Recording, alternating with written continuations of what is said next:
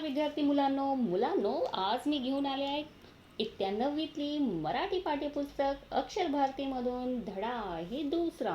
मुलांनो ह्या धडा दुसऱ्याचे आ वर्ण आहे आणि ही आहे संतवाणी. आणि संतवाणी ही आ आहे ती संत कृपा झाली याचं शीर्षक आहे. तर चला पाहूया हा अभंग. आणि मुलांनो हे अभंग संत कृपा झाली हे अभंग लिहिले आहे संत बहिणाबाईंनी. तर चला सर्वप्रथम पाहूया बहिणाबाईंबद्दल थोडीशी माहिती. मुलांनो संत बहिणाबाई यांचा जन्म आणि मृत्यू इकडे दिलेला आहे 1668 आणि 1700. आणि हे वारकरी संप्रदायातील हे एक संप्रदाय आहे, त्यांचं नाव आहे वारकरी संप्रदाय. ह्यातले हे संत कवित्री होते. संत तुकाराम यांच्या शिष्या होत्या. ओव्या, श्लोक, आरत्या इत्यादी रचना यांनी केलेली आहे. संत तुकाराम यांच्या काव्यरचनेचा आणि व्यक्तित्वाचा बहिणाबाई यांच्या काव्यरचनेवर प्रभाव जाणवतो. मुलांनो भक्तिभावनेचा उत्कट आविष्कार हा यांच्या अभंगरचनेचा विशेष असतो. मुलांनो हे झाले आपले बहिणाबाईबद्दल थोडीशी माहिती. मुलांनो ह्या अभंगाची प्रस्तावना अशी आहे की या प्रस्तुत अभंगात संत बहिणाबाई यांनी महाराष्ट्रातील वारकरी संप्रदायारूपी इमारत उभारीमध्ये संतांचा जो मोलाचा वाटा होता तो कसा होता याचे वर्णन इथे केलेले आहे. तर चला पाहूया कोणी कोणी ह्या उभारणीमध्ये मोलाचा वाटा दिला आहे. तर बघूया हा अभंग. संत कृपा झाली. संत कृपा झाली इमारत फळाली, ज्ञानदेव रचिला पाया, उभारिले देवाळाया. मुलांनो या अभंगाचा भावार्थ असा आहे, ते इकडे महाराष्ट्र ही संतांची भूमी म्हणून प्रसिद्ध आहे, तुम्हाला माहीतच असेल. आणि या संतांनी आपल्या अलौकिक विचारांनी महाराष्ट्रात विठ्ठल भक्तीच्या वारकरी संप्रदायाची निर्मिती केली. या वारकरी संप्रदायारूपी इमारतीचा पाया जो घातलेला होता तो कोणी? ज्ञानेश्वरांनी रचिला.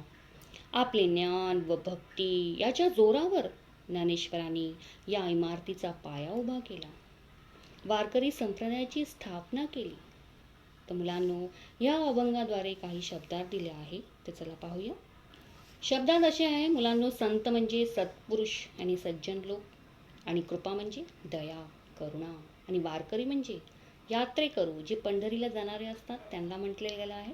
आणि संप्रदाय म्हणजे एक मार्ग पंथ, आणि शिष्य म्हणजे विद्यार्थिनी, आणि मौलाचा म्हणजे महत्त्वाचा, आणि वाटा म्हणजे एक भाग असतो आणि एक हिस्सा असतो, आणि इमारत म्हणजे तुम्हाला माहीतच असेल वारकरी संप्रदायातील विचार तत्वज्ञान इथे इमारतबद्दल म्हटलेले आहे.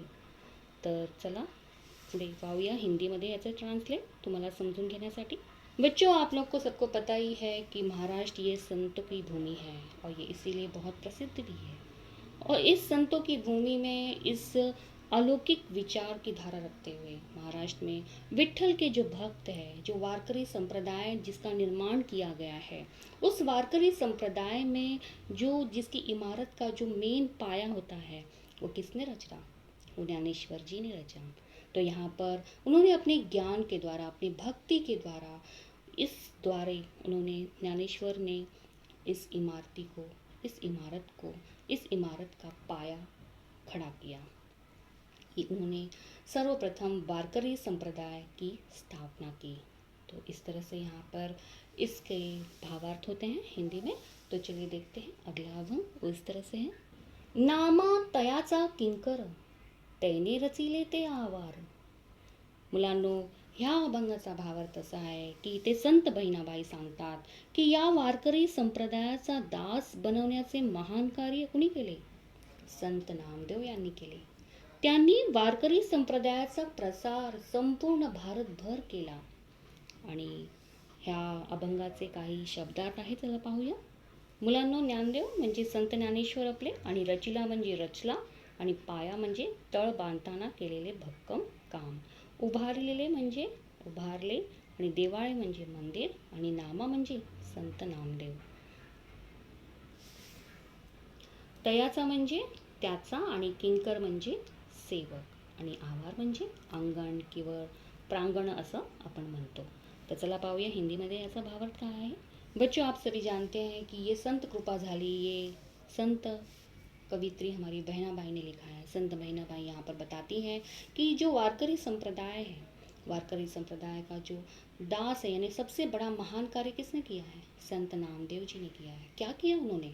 वारकरी संप्रदाय का प्रचार किया, प्रसार किया, पूरे संपूर्ण भारत भर में इसका प्रसार किया। तो सबसे महत्वपूर्ण काम यहाँ पे बहिनाबाई कहती है कि संत नामदेव ने यहाँ पर व्यापक रूप स्थापित किया है। तो चलिए देखते हैं अगला अभंग। वो इस तरह से है। जनार्दन एकनाथ खांब दिधला भागवत। मुलांनो, या अभंगाचा भावार्थ असा आहे की ते बहिणाबाई म्हणतात की संत जनार्दन व संत एकनाथ यांनी भागवत संप्रदायाची निर्मिती करून वारकरी संप्रदायाला त्याची जोड दिली। वारकरी संप्रदायाला व्यापक स्वरूप देण्याचा आटोकाट प्रयत्न केला आणि या दोन्ही संतांनी केला।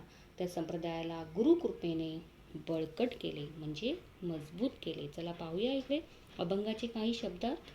एकनाथ इथे आले आहेत, एक संताचे नाव आहे संत एकनाथ। खांब म्हणजे स्तंभ आणि पिलर, दिधला म्हणजे दिला आणि भागवत म्हणजे विष्णू भक्तांचा पंथ असं म्हटलं गेले आहे। आणि इकडे बघूया आपण हिंदीमध्ये त्याचं ट्रांसलेट। बच्चों, आप सभी जानते हैं कि संत बहनाबाई ने संत कृपा झाली। मैं वो बताना चाहती हैं कि संत जनार्दन और एकनाथ का भी बहुत बड़ा यहाँ पर श्रेय है। संत जनार्दन व संत एकनाथ, इन्होंने भागवत संप्रदाय निर्मित करने में वारकरी संप्रदाय को बहुत बड़ा जोर दिया है। वो कहती हैं कि वारकरी संप्रदाय का व्यापक स्वरूप देने में इनका बहुत बड़ा हाथ है, इन संतों का। और इन्होंने इस संप्रदाय को बहुत ही अपने कृपा से बहुत ही मजबूत बनाया है। इस तरह से ये इमारत खड़ी हुई है संत कृपा की। तो चलिए देखते हैं अगला अभंग। तुका झाला से कळस, भजन करा सावकाश, बहिणी मने फडकती ध्वजा, निरूपणा केले पूजा। ह्या अभंगाचे भावार्थ असे आहे की ते भक्तीची अंतिम अवस्था, म्हणजे संत तुकाराम महाराज म्हणतात की ज्ञानेश्वरांनी ज्ञानाच्या सहाय्याने निर्मिती केलेल्या या वारकरी संप्रदायरूपी इमारतीवर तुकारामांनी आपल्या अलौकिक भक्तीचा कळस चढवून खऱ्या अर्थाने वारकरी संप्रदायरूपी इमारतीला परिपूर्णता प्राप्त केली आहे। मुलांना इथे संत बहिणाबाई सांगतात की अशा या वारकरी संप्रदायरूपी इमारतीचे ध्वज सतत फडकत ठेवण्याचे कार्य, त्यांची धुरा सांभाळण्याचे काम मी माझ्या खांद्यावर घेतले आहे असं ती म्हणत आहे। आणि सांगते की मी वारकरी धर्माचा प्रचार व प्रसार करत आहे। तर चला पाहूया ह्या अभंगाचे शब्दार्थ असे आहेत।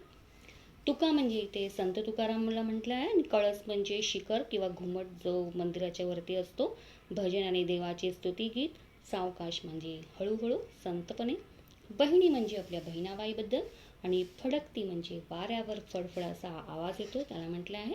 ध्वज म्हणजे झेंडा किंवा निशाण, आणि निरूपण म्हणजे विवेचन, व्याख्यान, आणि बोजा म्हणजे जवाबदारी। तो चला पाऊया हिंदी में। बच्चों, आप सभी जानते हैं कि संत बहनाबाई ने यहाँ पर संत कृपा किस तरह से समझाई है। तो यहाँ भक्ति की जो अंतिम अवस्था है वो संत तुकाराम महाराज बताते हैं कि जैसे ज्ञानेश्वरी ने ज्ञाना के सहारे से निर्मित की और वारकरी संप्रदाय रूपी ये इमारत तुकाराम ने अपने अलौकिक भक्ति से इसके कलश को यानी इसके घूमट को खरे अर्थ में इसे वारकरी संप्रदाय रूपी इमारत को परिपूर्णता प्राप्त करवाई। उसी तरह से वो यहाँ पर कहते हैं कि यहाँ पे पूजा अर्चा कर्मकांड ये सब नाम स्मरण भजन बहुत ही आसान तरीके से तुकाराम महाराज ने सबको बताया, इसका प्रचार किया। और बहनाबाई यहाँ कहती हैं कि ऐसे वारकरी संप्रदाय रूपी इमारती ध्वज में ये हमेशा वो फड़कते रहेंगे, हमेशा लहराते रहेंगे।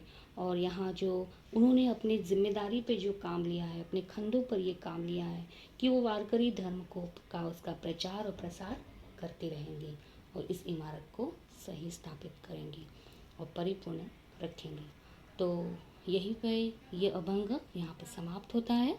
मुलांनो, माझा हा छोटासा प्रयास होता की तुम्हाला हा अभंग अगदी सुरळीत रूपाने तुम्हाला समजून घ्यावा आणि तुम्हाला लवकरच समजून घेणे आणि माझे व्हिडिओ समजून घेणे हे माझं छोटंसं प्रयत्न होता। तर तुम्ही हे जरूर आपल्या मित्रांना आणि आपल्या रिलेटिव्सला शेअर करा ज्यांना याची गरज आहे, आणि तुम्ही पण ह्यातून काहीतरी शिका।